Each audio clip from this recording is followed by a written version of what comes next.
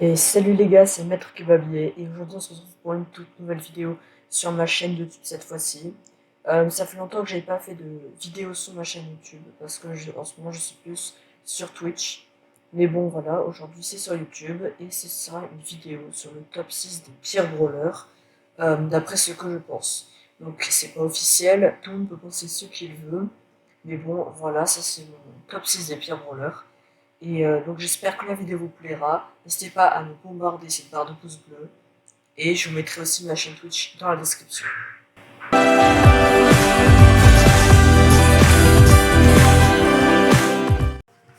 On commence tout de suite avec le 6ème pire brawler, Lou. Lou n'est vraiment pas très fort. Il lance des cônes de glace, de 1. Ça fait pas mal du tout. Pouvoir 6, il fait à peine 480. Pouvoir max, il fait un peu plus de 580. C'est vraiment pas très fort. Bon, si on touche 3 fois, ça fait un peu plus de 1700, mais c'est quand même dur de toucher 3 fois. De 2, il a vraiment pas beaucoup de PV. Ça, c'est quand même assez relou, sachant que il va pas très vite, donc pour esquiver, c'est quand même assez difficile. Et donc, le seul point fort de Lou, c'est sa zone. Mais encore, c'est pas incroyable comme ulti. C'est que fort dans des maps très fermées où du coup grâce à la patinoire on se cogne contre des murs ou des trucs comme ça. Mais sinon dans des maps ouvertes ça va servir à rien. On va juste aller un peu plus lentement dans la zone et on pourra facilement l'éviter la zone. Donc pour moi Lou n'a vraiment pas sa place dans les compétitions. D'ailleurs on le retrouve jamais car il est vraiment très nul. Voilà.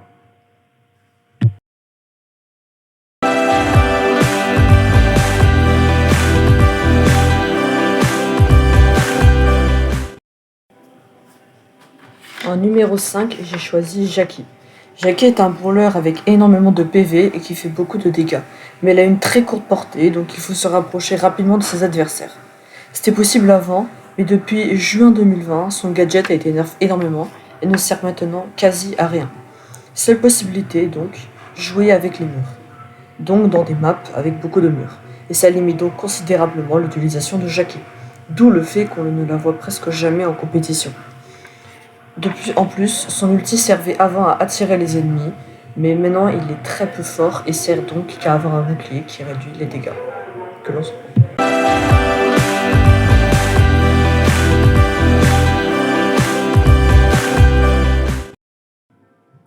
En 4ème position, j'ai décidé de mettre un brawler forcément attendu dans ce classement car très peu fort, vous l'avez deviné, Shelly. Supercell a beaucoup de difficultés à buff ce brawler car c'est le brawler de base. Et donc si les gens ont dès le début un brawler cheat, ça ne les encouragera pas à payer des gemmes pour progresser dans le jeu. Seul moyen donc est de buff ses star power. Pansement est le meilleur des deux, mais ça n'est pas suffisant pour voir Shelly dans la méta et encore moins en compétition. Bref, le seul point fort avec Shelly est son combo tir plus ulti en Brawl Ball.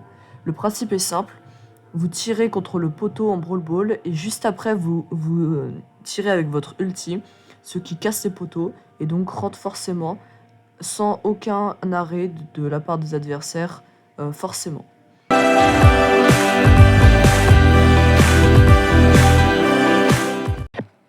Vous l'auriez vu, en 3ème position, j'ai mis Nani. Nani est un des 3 brawlers avec la plus longue portée du jeu. Le point faible, c'est qu'elle tire 3 orbes et cela ne fait vraiment mal que lorsque les 3 touchent en même temps. Donc qu'il n'y ait aucun mur à au moins 5 cases sur les côtés de Nani. Il lui faut donc une map très ouverte, et cela est assez rare. De plus, Nani a très peu de PV et doit attendre un peu moins de 1 seconde entre chaque tir, ce qui fait d'elle un brawler pas ouf au corps à corps. Son seul point fort est son duo avec Bo en prime où elle charge non-stop les ultis grâce au totem de Bo.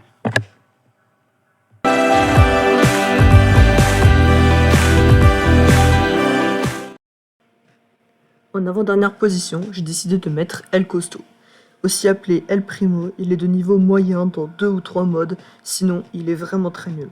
Comme Shelly, c'est un brawler de base, et donc il ne faut pas le mettre trop fort.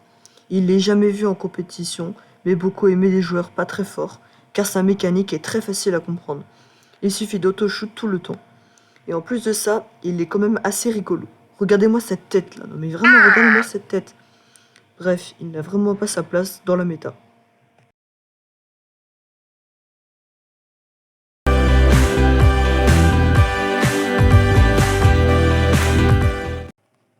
En position de pire brawler du jeu, j'ai mis Bull.